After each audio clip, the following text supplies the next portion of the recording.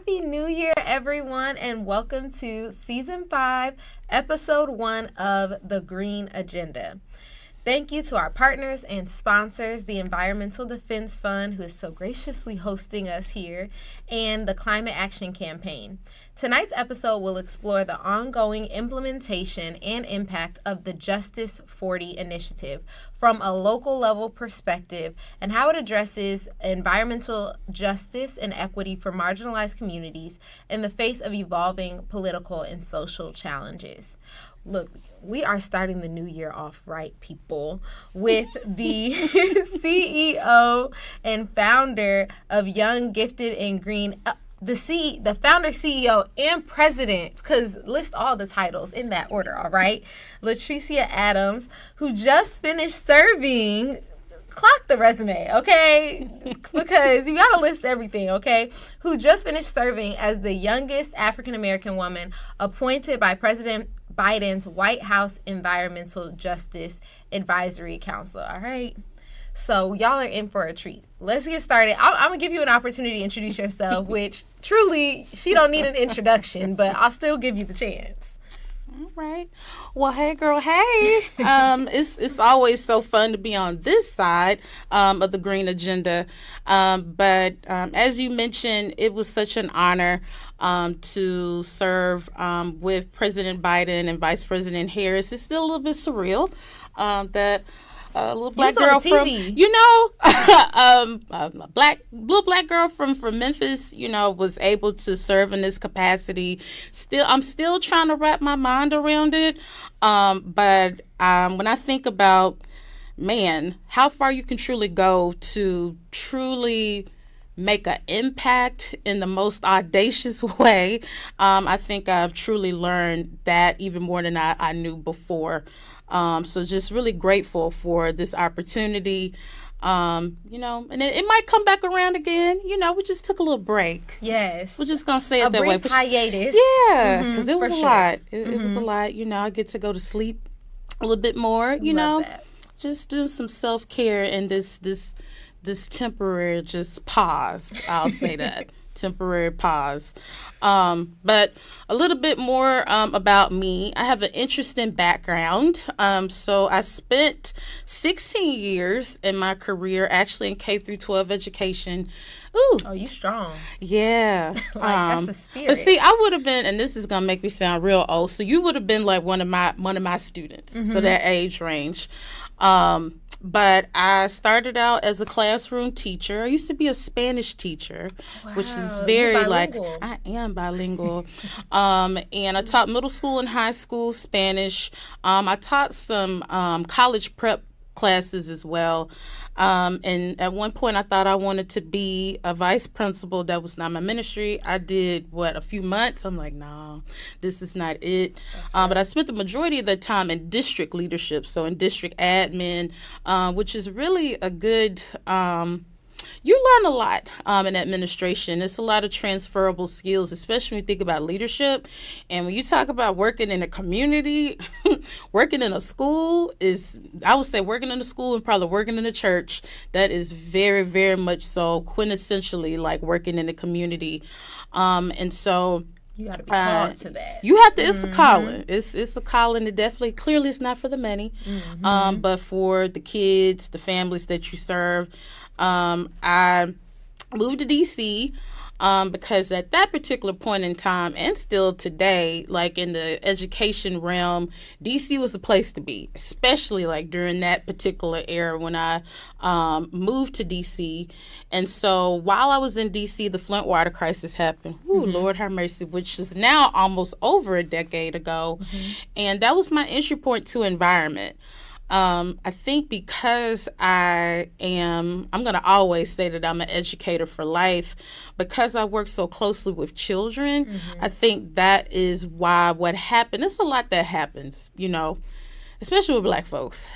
Like it's a litany of various things, but something just hit me really, really hard about happened with the Flint water crisis. And I mean, things skyrocketed after that. I mean, we literally went from being poor, because, millennials were the young folks at that time, it was expensive trying to do these water donation drives, and I think we did toiletry drives and baby wipe drives, all sorts of things. And we literally took something that was a community outreach project, and went into like the halls of Congress, went into the White House, but really building upon not just what happened in the Flint water crisis, but essentially, a huge crisis around the environment, but especially in communities where folks look like us. Yeah.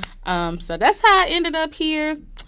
It wasn't on my bingo card. I thought that I was going to, follow the rules and what my parents thought. I was going to just have a good government job and have my pension and my retirement, but really just was obedient and just responded to what I know I needed to do and just had to pivot. I'm so happy that you made that decision because look, hey, now here we are. How many years? We out here since the founding of? Yeah, so we are in year 9, near which a decade. Is mind blowing. So next year will be Big 10. Will be a whole decade. I literally have grown up.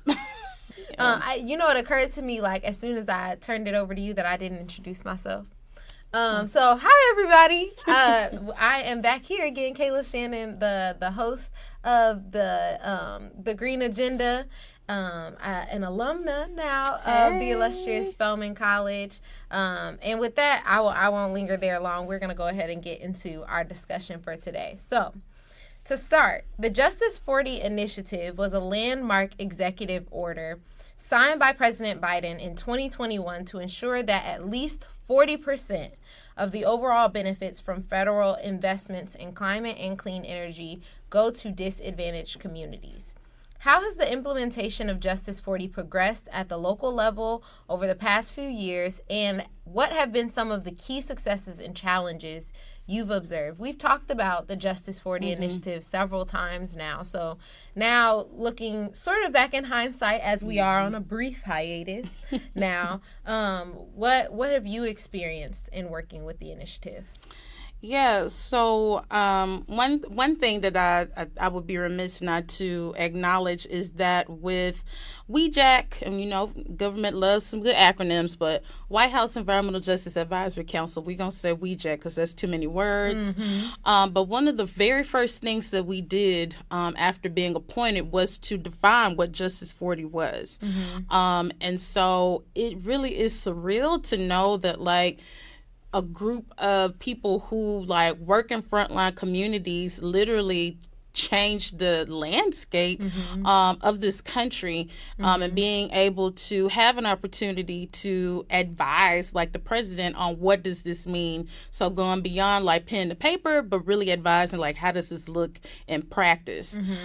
So I think it's really important for viewers to understand this is something that was defined by the people. It wasn't something that was solely which just often isn't the case. Which is often not the case, and that's kind of the beauty of what Justice40 is. So the first thing, besides a group of concerned citizens, because that's who we are as WEJAC members, but then also really grappling with the fact of injustice and legacy pollution and environmental racism, where really essentially saying we have to acknowledge and grapple with the fact that we didn't get this right and we're still not getting it right, but how do we get to a place of restorative justice is kind of what is also reflected in that.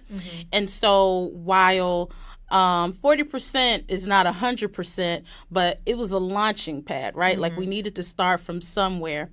And so kind of leading into the next part of that question is what does that look like? Because even though we've had Justice40, for almost the entire Biden-Harris administration, there's a significant amount of people that are I don't know what this is. I don't really feel it in my community. I don't really see it, but you do though. So giving some very specific examples. So how Justice40 shows up in the local arena. So even from a policy front, I want to, because I'm a teacher, I like story. Let's do storytelling. Yes. So I want to take it back to my home state So I did mention this, but while I love Flint, Michigan, I was born and raised in Memphis, which is so similar with those two cities. And so in the state of Tennessee, they established something called a water infrastructure advisory. And so this advisory came after the passing of the Bipartisan Infrastructure Act. And so with the Bipartisan Infrastructure Act, with anything that came under the Biden-Harris administration, it still was subject to Justice 40. So pretty much what this advisory was set out to do was to advise the state of Tennessee, how do we essentially distribute these funds around water infrastructure. Shout out to Tennessee. Tennessee is interesting, my home state. Memphis is its own state. But essentially, what they came out with the first draft really shortchanged Memphis. Per usual, you know, Memphis is not the blackest city in the state of Tennessee, the blackest city in the country. You know, I'm very proud of that, but with that comes equity issues. And so essentially what we were able to do was to use the basis of Justice 40 to make them go back to reconsider. To the drawing board. So it wasn't like a push and tug like it typically will be, especially when you talk about resources in a more conservative state, literally just to say, how did you apply Justice 40? We didn't even have to do all, it literally was that simple of a question. And they went back, and I think that the original amount was around 45 million. It went to $90 million. So when you talk about the power of influence, where you really, I think at least within my lifetime, I was able to truly see how federal connected back at the local level. So you literally saw federal, state, and how that was implemented at the local level. And so with that allocation of funding, I also was able to serve on this advisory. And one of the other things that I think was really a good opportunity and a good learning experience for me is to also understand some of the challenges in rural America. So I'm from the South. Everybody thinks that when you're from the South, you're from farmland. Nope. Nope. Now, Memphis is a big city. I know it's a southern city, but it's surrounded by rural, both on our Arkansas side, the Mississippi side, and then north of Memphis, there are rural communities, rural counties. And so being a part of this advisory kind of diversified my perspective on what does an environmental justice community look like. So I was born and from a frontline community, but in an urban city looks way different than what it looks in a rural community. And even my family, my dad was raised in a rural community. He was born in Senatobia, Mississippi. People probably don't even know what that is. But it also demonstrated that when we talk about Justice 40, it's not race specific. It really focuses on the variance and disparities from an economic perspective. And so with the Justice 40 Initiative, I think about in the beginning stages with WeJack, there was quite a bit of controversy where initially race wasn't included. And we think about environmental justice, a large aspect of that is race. It may still be some articles out there where I was really vocal about how are you not going to include race? But essentially when you pick it apart, it does go back to economics. So I think what made Justice 40 successful, what made this administration successful is that it was able to bring people together who had been historically receiving the short end of the stick. I think when you amplify the economic issues, it crosses color boundaries, right? It stops being the hypersensitive, things that are associated with the cultural differences when you bring in race. When you talk about money, pun intended, money talks. Either you have it or you don't, right? And so being in these meetings with other people in my home state, hearing people like having struggles like with septic tank issues and sewage like issues, which are generally not really big issues that you see in an urban environment. And so what was really cool, bringing in that Justice 40 perspective, had the state of Tennessee not been diverse in who they brought to the table, we wouldn't know about these other water infrastructure needs that are not just specific to your bigger cities like Memphis, like Nashville, like Knoxville, like Chattanooga, but really bringing in those cities that oftentimes fall in between the cracks. So that was like my favorite example of really seeing what Justice 40 meant in action. And then the other example that I will give, I want to give a shout out to the state of Michigan. Shout out to my home state. Go Michigan. What's up, Big Branch? So essentially in Michigan, I mean, they went off and ran with Justice 40. So with Justice 40, there was a tool that's called the Climate Economic Justice Tool. I hope that it's still going to be here when you hear this. We're not sure. It might be gone temporarily. On a hiatus. But essentially with the Climate Economic Justice Screening Tool, CJUS for short, I ain't come up with that name. But essentially it is a very robust like data tool. Like data mapping. Right, data mapping, where essentially it gives you a profile of all the different communities throughout the country. It also includes tribal communities as well. It also includes U.S. territories. That was a big push, and I was just so excited to be a part of that process. I did serve on the CJUS committee with the White House.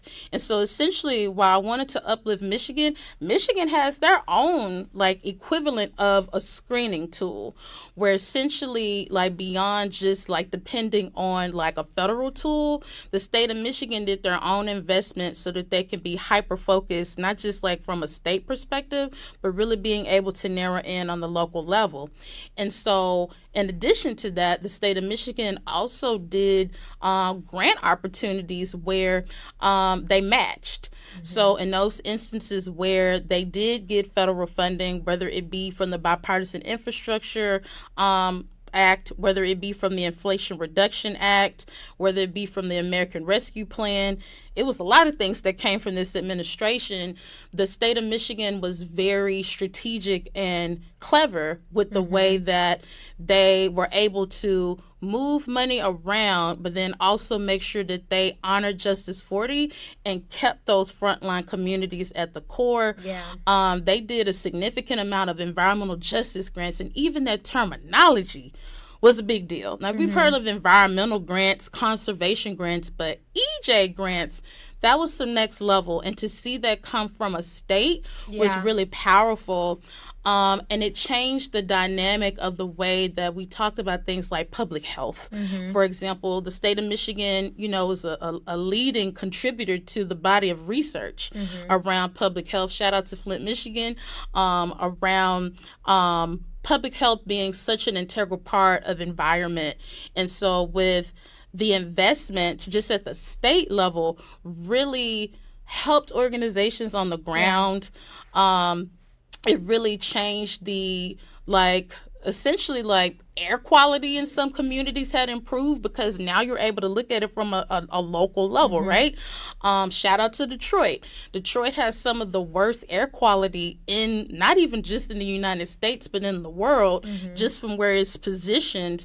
And so thinking about Detroit being able to invest in air monitors, for example, and just everyday community members, everyday Detroiters, learning about this is what my air quality is like today, and being able to track that just has been does my heart well to see how something that literally started at the federal level, something that literally happened during the campaign trail, where the Biden-Harris administration delivered on that. Now, it's not perfect, but when we think about truly what environmental justice is, with Justice 40, it was something that was alive, on the ground as well. There's so much that sticks out to me about what you just said, and I'm just touch on a few because there were so many nuggets throughout what you just laid out for us. I think, one, even just the way that you broke it down to the local level, because so oftentimes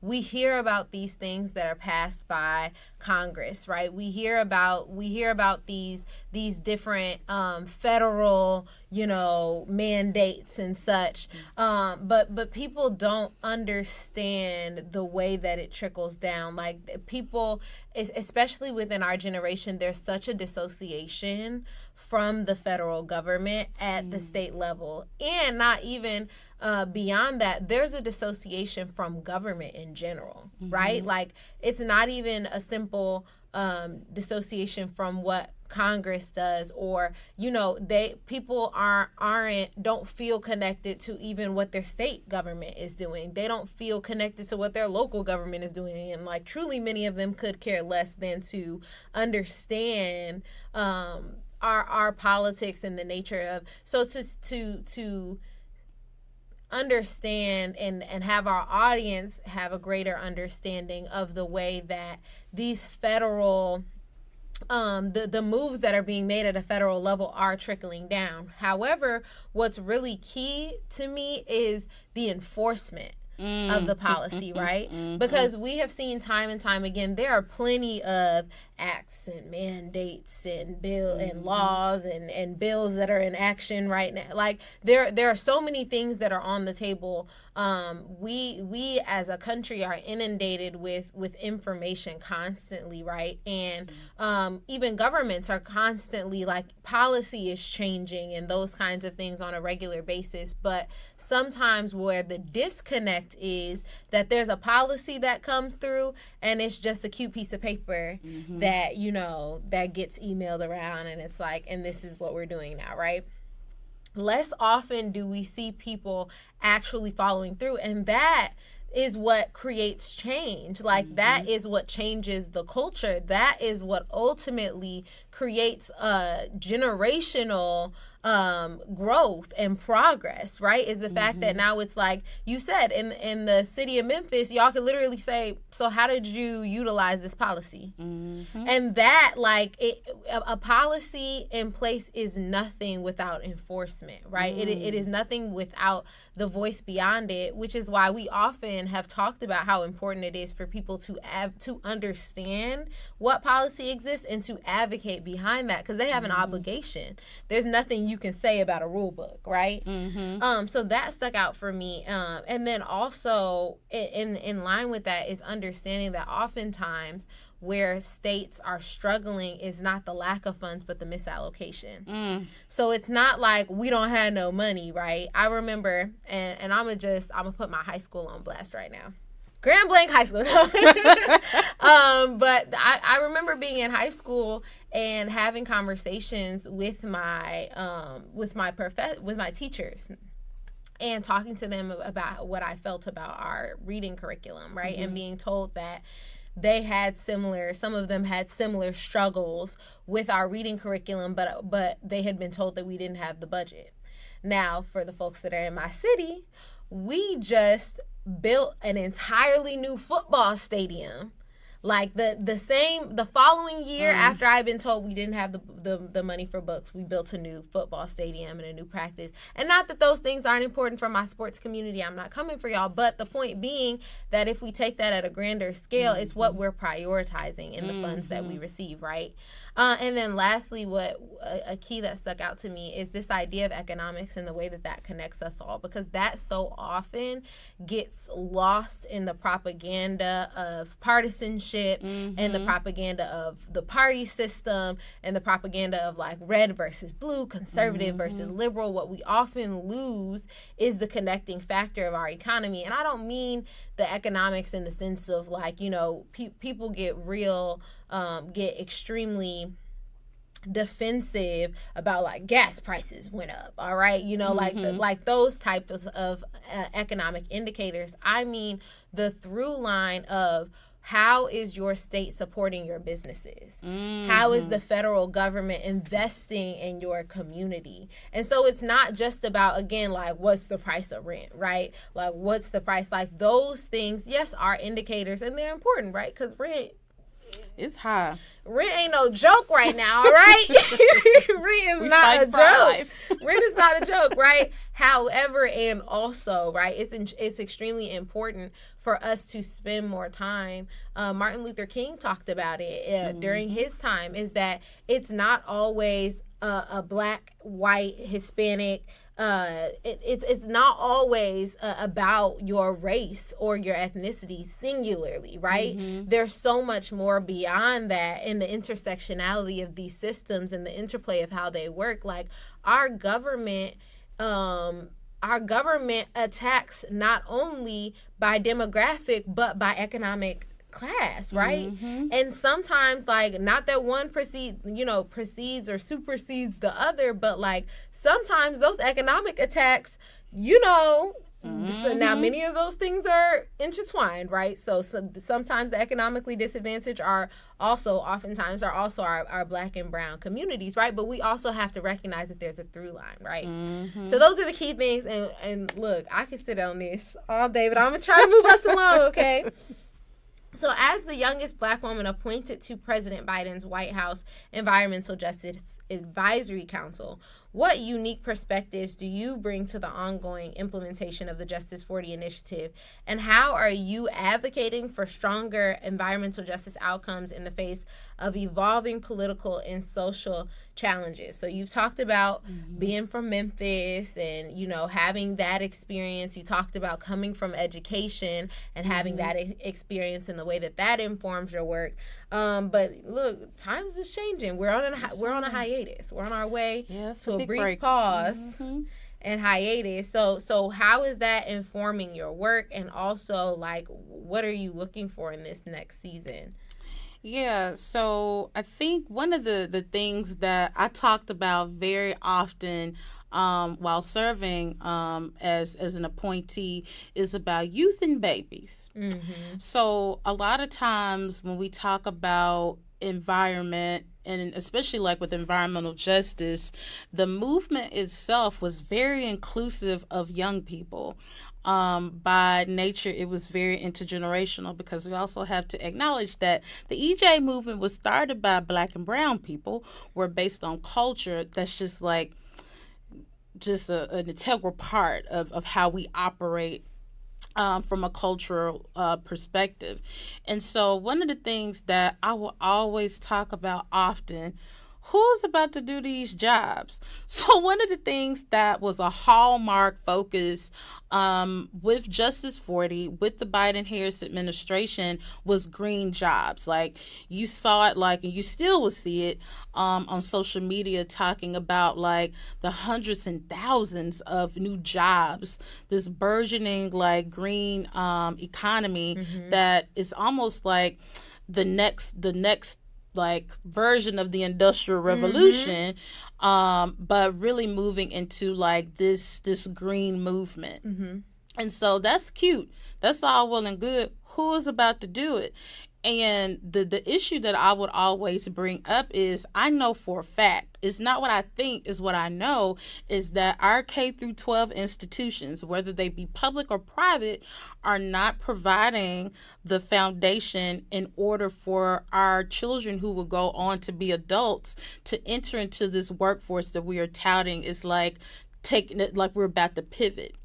And so we've been saying this, for decades, in a myriad of ways around needing to overhaul our K through 12 institutions, but I think it's more critical than ever, right? So I think about, and I would bring this up in, spaces with, the White House, with other federal agencies, where I think about, I grew up in the 90s. I'm an 80s baby, but grew up in the 90s. And I think about like it not being a thing for me to go outside, with my cousins and, rough house, living our best lives. And I think about the experience of our kids now. There's extreme heat like we've never experienced before, like air quality being significant issues, and that really just transforming the lives of our children. And so besides just like how that impacts children's lifestyle, even though it's not fair because our babies, our youth didn't create these issues, if we want to have a planet for our children and our children's children to live on, we have to fix this. And so that means that we have to invest in the people that will still be here. And so I will say slowly but surely, I do want to acknowledge like EPA, the Environmental Protection Agency, that did make some changes. It's still a significant amount of work to do, but around really trying to make the connection with youth beyond just policy, though. The policy part is cute. Gen X, we love y'all though. Gen Z and millennials, we love a good policy. Ooh, we love a good policy to talk about it. What's tea with policy? But we need people to do these jobs, right? And so I think the implementation. And so one of the things, like even as like a millennial that I even discuss with, because I have boomer parents. Boomer parents instilled in us to go to college. And like you have a whole generation and now a second generation and a third come through Gen Alpha. And this another one now. I run out that's coming up. I think they were just born. Whoever was just born this year, they started a new generation. Y'all don't have to let us know. Let us know what it is, child. But essentially, like a lot of the trade industry, we've lost it. So I'll use a realistic example. So also still connected to Justice40 is around lead service lines.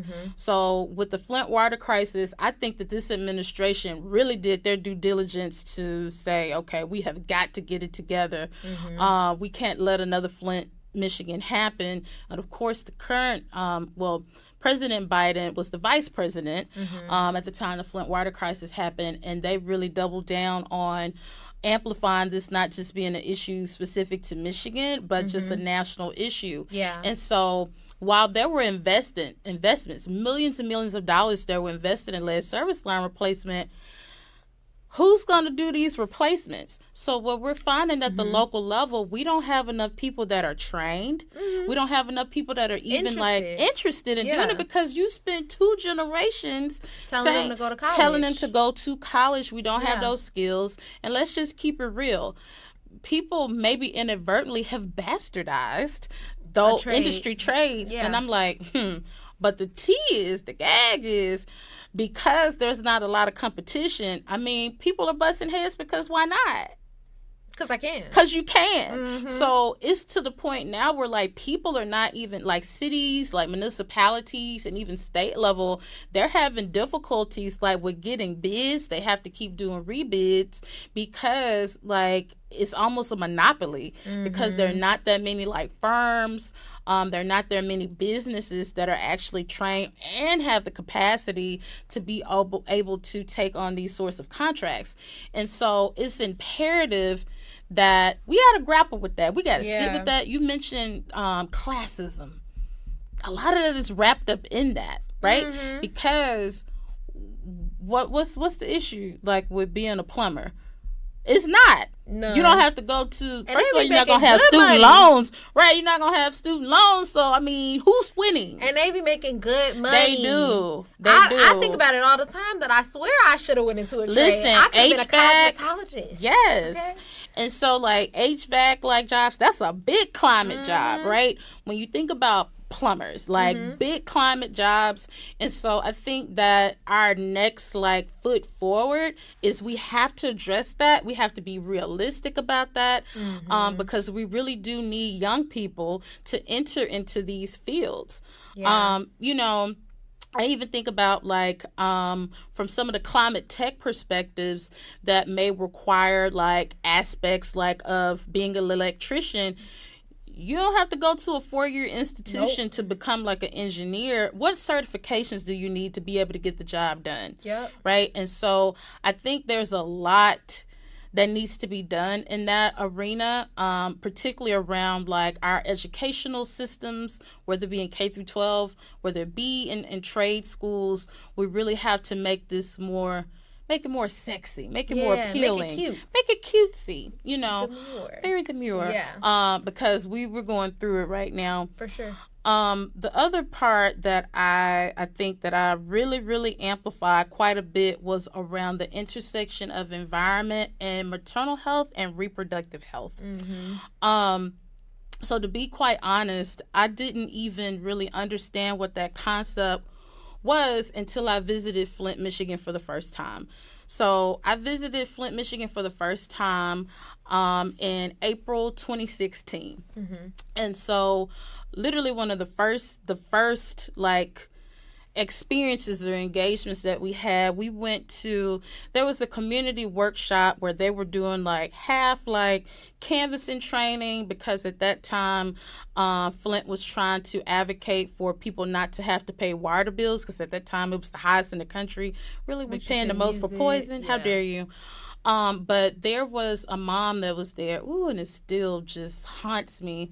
There was a mother that was there, and she had her son, who's grown now, or almost grown now, had her small child with her.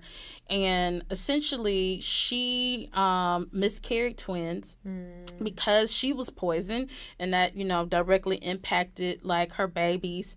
And then her small child that was there had been suspended, this astronomically high amount of times, and it was causing like a domino effect, with his development, with his, learning, and especially like being that young, literacy issues, it's a lot. And those like K through 3, K through 5, you gotta go to school. Yeah. Like missing all these days from being suspended, and it broke my heart. And I'm like, we just learning about this in Flint. What's going on everywhere else? And so I started to like kind of go down a rabbit hole, and it opened up Pandora's box. And then I keep mentioning that like cities like Memphis and Flint are so similar because we're heavy industrial cities. And so I think about like where I'm from, where my family is from. So, in full disclosure, like I have fibroids. That's so common and second nature for Black women, but that's not normal. That we shouldn't accept that as a aspect of normalcy.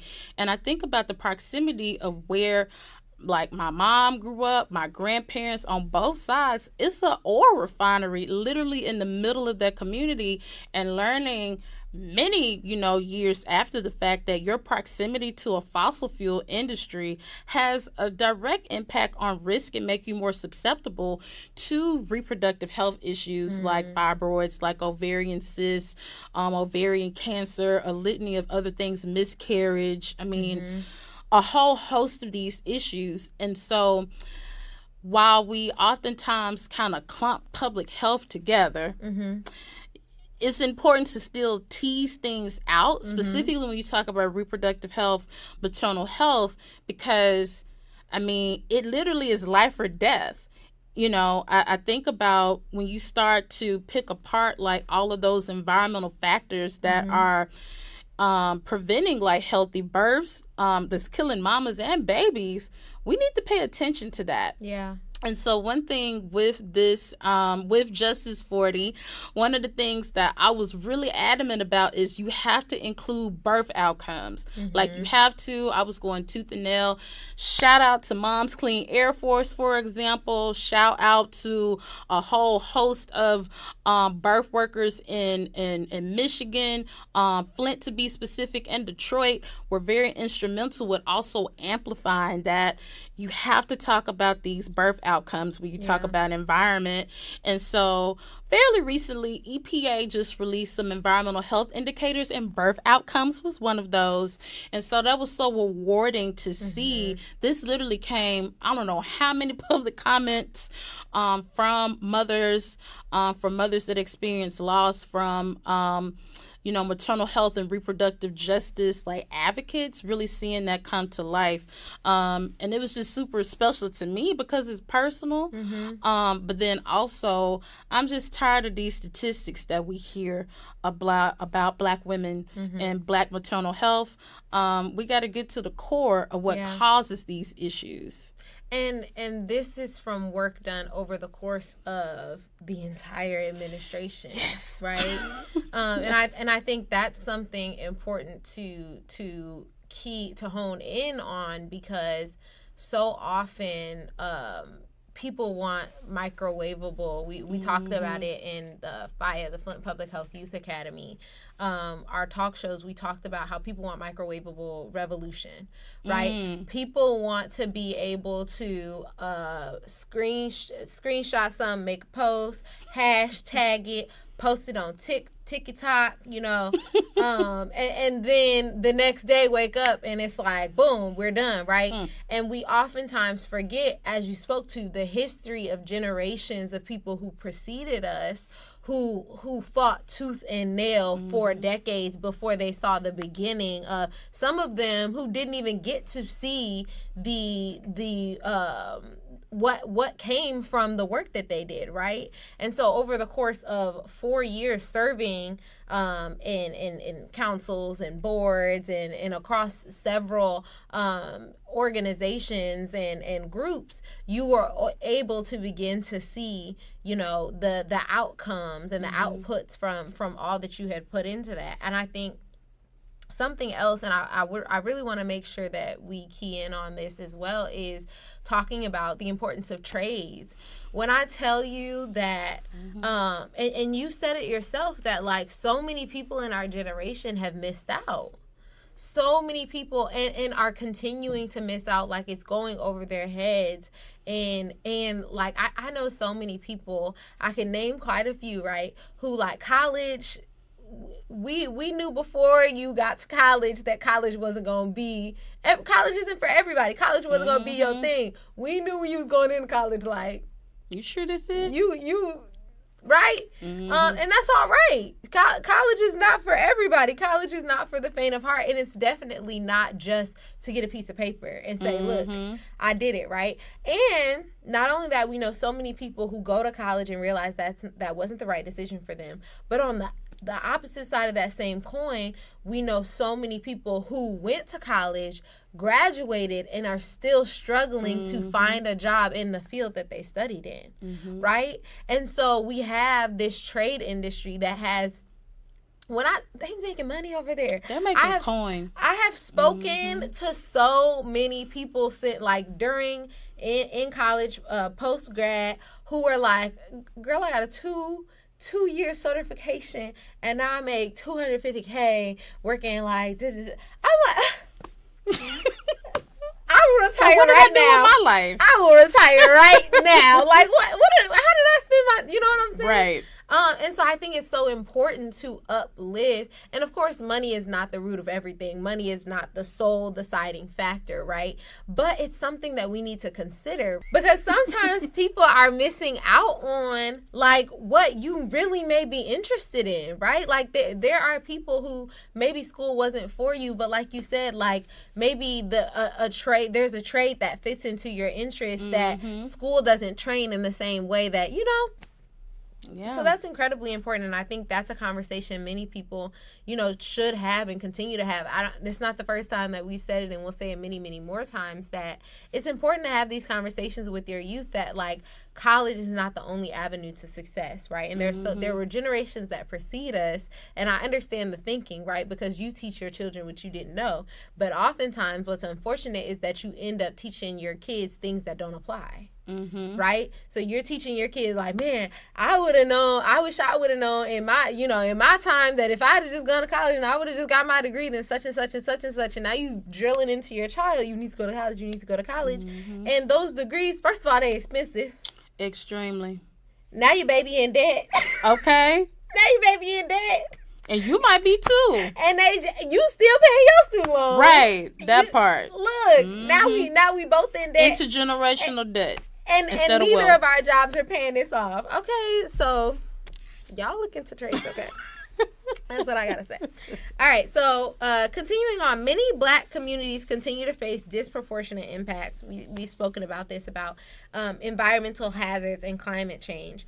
And so how is the Justice40 Initiative, if you haven't already covered this, right, if there's anything additional you want to add, specifically designed to address these environmental justice disparities, and what more needs to be done to ensure that equitable outcomes for vulnerable populations?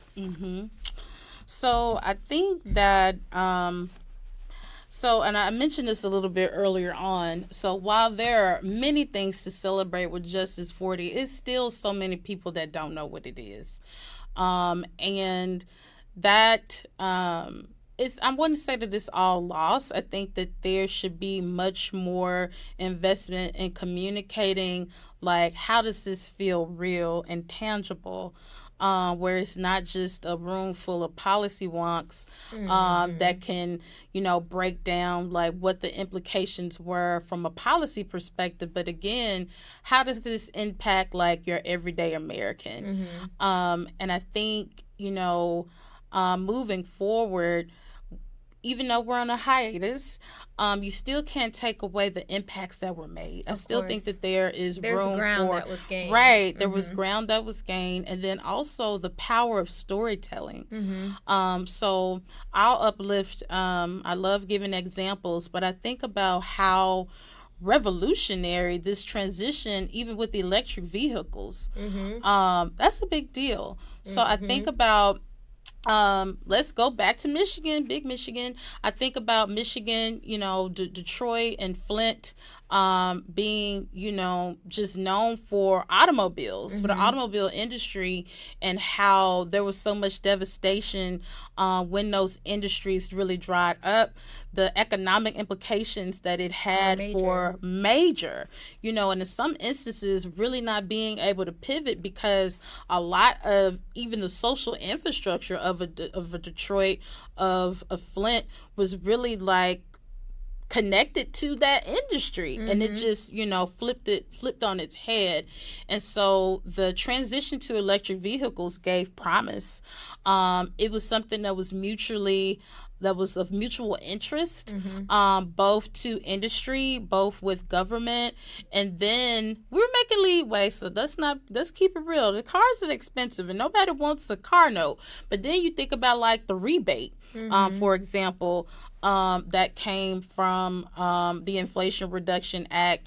When you also think about like the implications on public health, the more electric vehicles you have, the less dependency that you have on fossil fuels. But I don't really think that the best story was told to make those connections. Yes, and I definitely think that the folks with the power and the money attached to fossil fuels, did their darndest. When I say, look, talk about a counter-marketing campaign, some of y'all, I know y'all got a degree in it because they worked hard and continue to work hard to be like, they lying. Cat. Literally, it could be a whole beautiful commercial. The very next one gonna be like, cat, and that's it. Right. And then they got all the coins, so they putting it in constant rotation. And so I think like there is a need both from like the worker, so the actual laborer who like transition their career, especially those hometown stories of people that did work in the previous like automobile industry. What did that look like to transition into electric vehicle manufacturing? I actually want to use another example in Georgia. So in Georgia, there was significant investment in solar manufacturing. I want to narrow in on manufacturing. So before both of us, many moons ago, before both of us were born, America prided themselves on like made in America, this stamp about like being made in America. Then some interesting stuff happened in the 80s among a myriad of other things.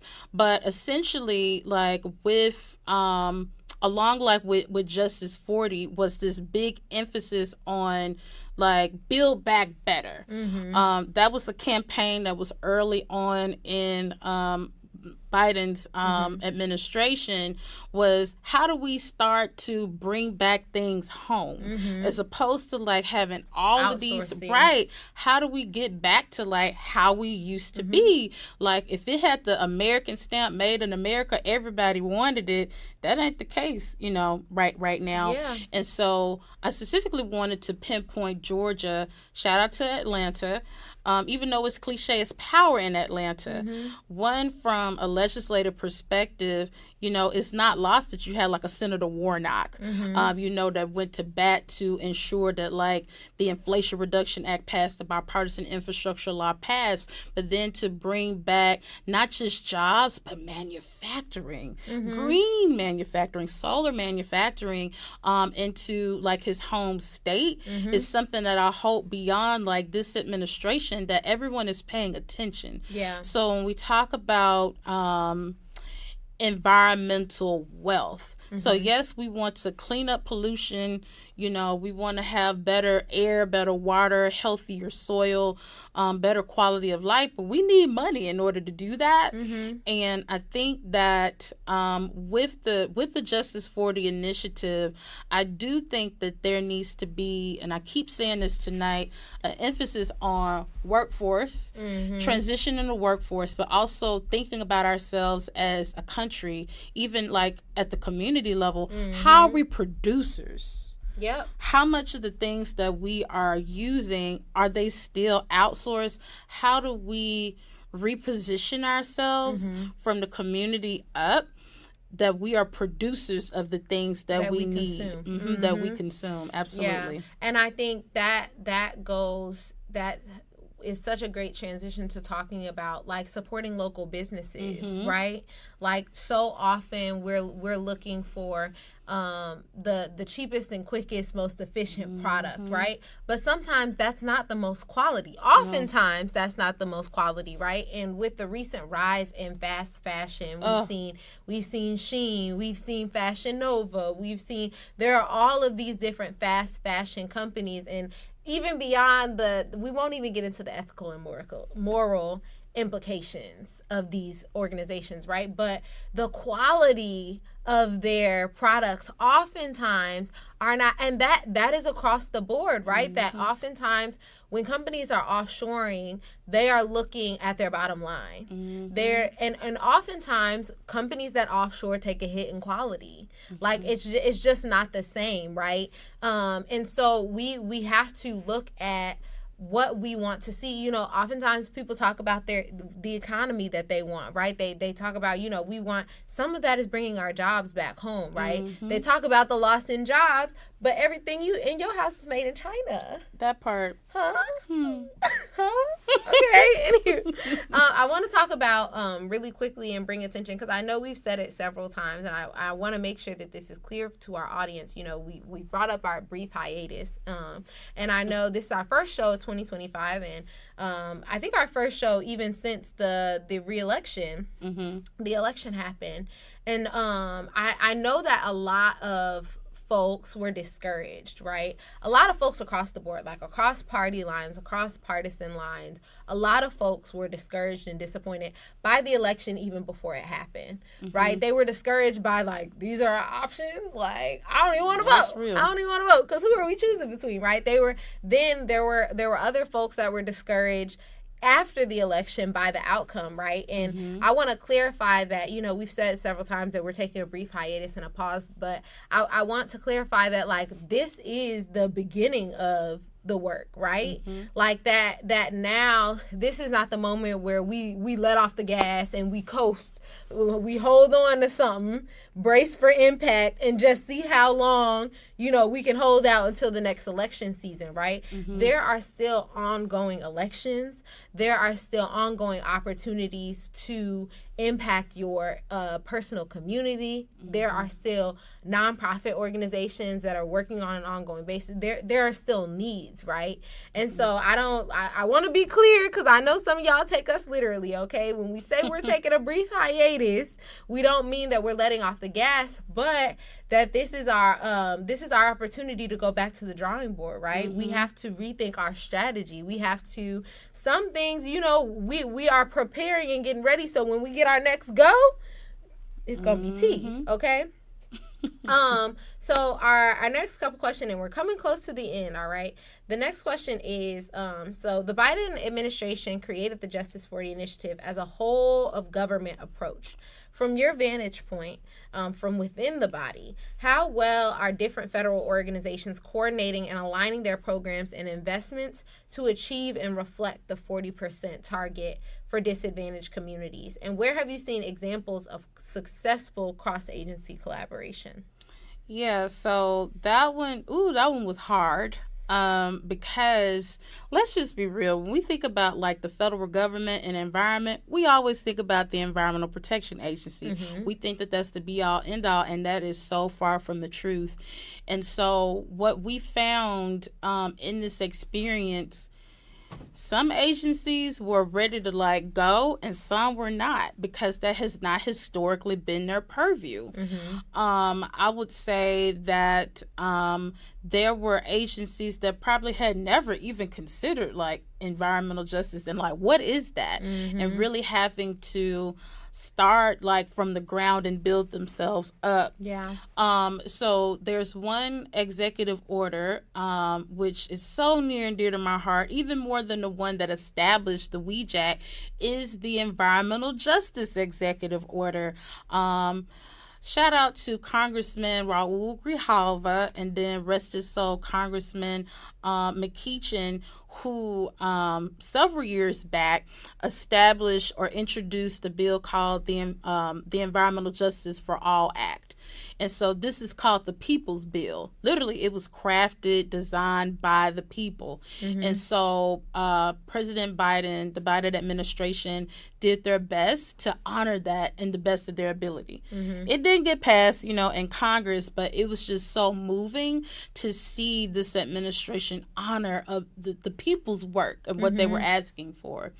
And so essentially what this environmental justice executive order called for is this whole government approach. It formalized like, look, I don't care what agency it is, you will have aspects in the like culture of your agency to focus on environmental justice.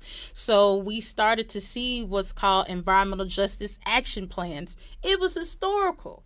The only agency that really delved deep into that would be like an EPA. But now you see like the Department of Energy. Now it gets real sketchy sometimes with the history of the Department of Energy. But you see the Department of Energy has released like an environmental justice action plan. You've seen the Department of Transportation. You've seen like the U.S. Department of Ag. And these are major. These are major agencies. Yes. And then what was really so cool about it is that we informed what should be included in those plans, because it also, with this process, especially being a Black person, I don't trust the government, and then we got a lot of reasons not to, that's another conversation for another day. But it did like create a space for like understanding and sympathy, where you do have people that work in these agencies that aren't like the worst. Like they are truly public servants, but they're also working within an institution, a system that was meant for some people to progress and some people to be oppressed. And like really making like not just like intergovernmental agencies work together, it also forced those agencies to work with us, because you have agencies that had never been public facing. What? Like I really got to sit down and talk to this person like from this frontline community, and they had to do it. And how dare you if you don't? That had never happened before. The amount of like visibility that we saw with the Justice40 like infrastructure, with the Environmental Justice Executive Order, was something that like I had never seen in my lifetime. But then also it honored the elders and the ancestors in the EJ movement, where they have for decades have been wishing to see this. You mentioned earlier that like some people didn't even get to see it. They had fought their whole lives and were never able to see it. And I think about and this was like, I'm not a huge public crier, But I remember in April 2023 is when President Biden signed the executive order. And so we were like, okay, we're going to the White House. We're going to the Rose Garden. You know, I'm being real Memphis. I'm like, oh, girl, I'm going to the Rose Garden. And so it was surreal being, I'm like, he's really about to sign this executive order. Like, things that we saw, like, in books and articles for all these years, and to be surrounded by, like, a Dr. Bullard, a Dr. Beverly Wright, a Peggy Shepard, like, a Richard Moore. These people that were literally, like, the originators of, like, the 17 principles of EJ. That moment, my God, you know, like, we can't, all is not lost. Yeah. Right? We have to maintain this legacy. Just think, like, the 17 principles of EJ, those were established in the early 90s. Did we just not starting to see this now? So you talked about earlier about, like, it's a marathon. It's not a sprint. You know, it's a war. It's not the it battles. Is. And even with the civil rights movement, that lasted a long time. And I don't think people make the going. connection. It's still going on. Yeah. It's not over. Yeah. In fact, it was too much complacency for a little bit, and we got too comfortable. And here we are. Another conversation for another day. But I think, you know, to go back to the question, there were agencies that, like, I had never sat down before. Agencies, to be honest, because they have such an insidious history, I didn't even want to sit down with them. So it was like a moment of reckoning, both for the agencies themselves, the people that work at the agencies, but then also for activists. Because it's like, all right, now on one hand, you said they don't ever meet with us, and now here they are. Are you going to meet or not? You know, and so it just was a huge learning experience for all of us. The other part I would say, it was not always cute. There was some drag out battles, some emotions involved, some voices elevated, some angry emails, and a myriad of other things where there was conflict. And what I will say is we had to sort through it. And having an anchor like that executive order, that environmental justice executive order, it was a commonplace. Yeah. So even though there were tensions where we were getting upset, people weren't doing things the way that we wanted them to do it, that commonplace, that anchor, it was our grounding point that made us come back together. And it gave us strength as everyday people that, you know, the majority of us, we're from frontline communities, we're working in frontline communities, to be able to have that influence to advise not just like the president, but all of these agencies. That was like, I hope it's not just a once in a lifetime opportunity. I hope that it sets the stage about what we continue to do, not just at the federal level, but at the state level, at the local level, that we continue to that's justice. Yeah. That is justice. That is literally what environmental justice is to include those people who are directly not implicated, but impacted in the entire process from the beginning and throughout. Yeah. Y'all, this has been a great show. I really, we were talking about it before we started. Like, have we had the chance to sit down? I think this is the first time that we've really been able to sit together, or at least the first time in a long time, and talk with y'all. So it's been so good. As we come to the end of another amazing episode, the first episode of season 5, we always like to leave with a call to action. So as we're looking ahead to the next few years, our brief hiatus, right? What are your key priorities and recommendations for keeping the essence of Justice40, the Justice40 Initiative, strong and impactful, especially as political dynamics are changing and shifting every day? And how can our listeners and local communities get more involved and hold their leaders accountable? Yeah, so one thing, the biggest thing that I've learned in this experience, and I hope to will say that this is still needed, is building coalitions with people that are not just like you. I'm going to leave with, because I wouldn't be LaTricea if I didn't have an example.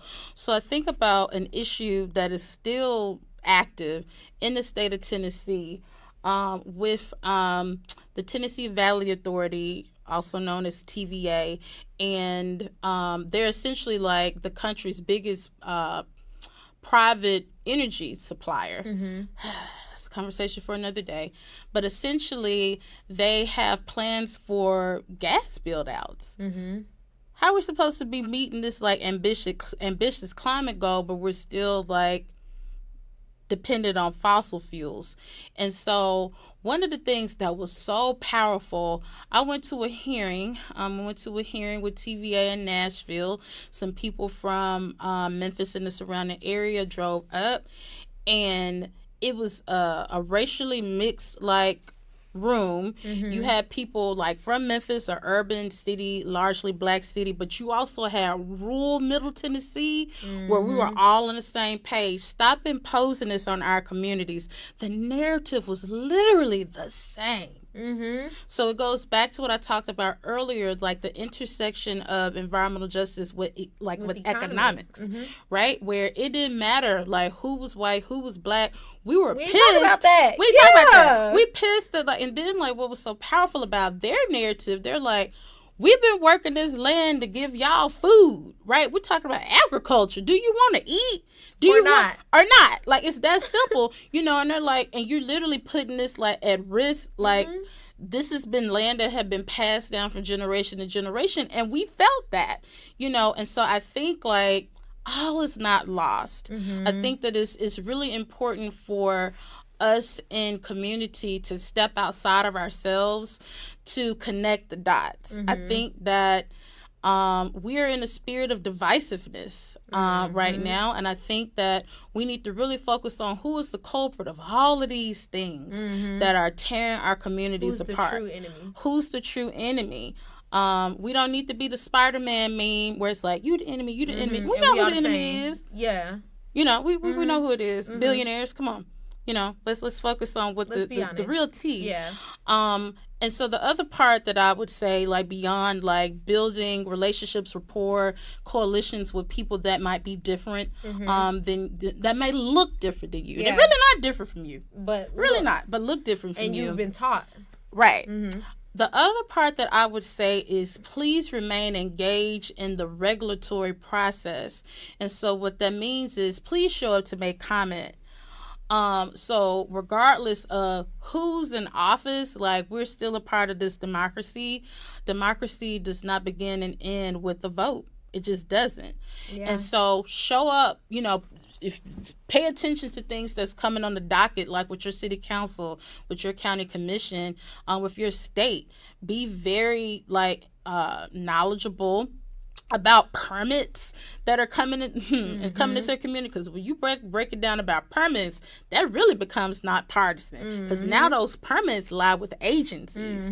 So, you know, there's still work to be done. I think that, you know, and I've been saying this over and over again, people are like, what are you going to do next? I've still been working. Let's be clear. You know, I still work the same thing, but I said, you know what? It gives me space on this pause to go back to my first love, is to work on the ground, is to work in the local community. And that's really like where all of the magic happens. When they say that the best politics is local politics, it's not a cliche. Yeah. It's very true. And like, how do we build and harness like our power at the local level so that people that are agencies, electeds, that they know that they work for us and it's temporary. So if you don't do what community is telling you to do, it's going to look different when it's time for your next campaign. Yeah, I first of all, that was so good. I hope y'all was taking notes. I hope y'all got all of that. I actually, it makes me think of my senior thesis at Spelman was on the impact of short form media such as our TikToks, our Instagram Reels, our YouTube Shorts on partisanship and partisan anger, right? And I was basically researching in political ads, posts, those kinds of things, the engagement with the post, likes, comments, shares, those kinds of things, as well as the engagement in the comment section, right? Which may have just been an excuse for me to read a good comment section because I'm one of those, right? But I only say that to say that one of the key takeaways and findings from my research was that what we have lost in this partisan battle with intention, right? And it has to be clear that it's with intention, right? It's not by accident or coincidence that we are more divided. And I don't mean divided in that, like, you know, race isn't a new concept. Class isn't a new concept, and the party system isn't a new concept, right? All of these things have existed long before. But I mean, in the sense of we are more divided as humans via social media. We are more disconnected. We are facing a major loss in attention span. We are facing a major loss in communication. I mean, interpersonal communication skills. We are experiencing greater levels of anxiety and depression. We are we are at the community level more separated than we have ever been, and it is with intention that we are divided, right? Because it makes it more difficult when we are in spaces and have opportunities to speak to people. Our first conversation is what we have, what our differences are, rather than what we have in common, right? And not only that, like, people don't know how to disagree no more. People do not know how to disagree. One of the greatest things that you'll see in comment sections, et cetera, is when people disagree, it's like, oh, you're stupid. So you're dumb. Like, so, like, what are we doing? Like, and I'm about to shut down and get mad. Right? And there's nothing beyond that. And not only, if we really want to clock it, like, if we watch the last several presidential debates. Listen. It was a tussle. I said, not your son. Right. Like, are we playing the dust? It reminded me of elementary. We used to be like, your mama, like, oh. Yeah. Oh, but that is what disagreement, debate, like, that is what contention has become in our country. And it makes it extremely difficult, if not impossible, for us to connect beyond the confines of our comfort. So if you not my folks, and not even within my folks, if you're not my folks that agree with me, if you not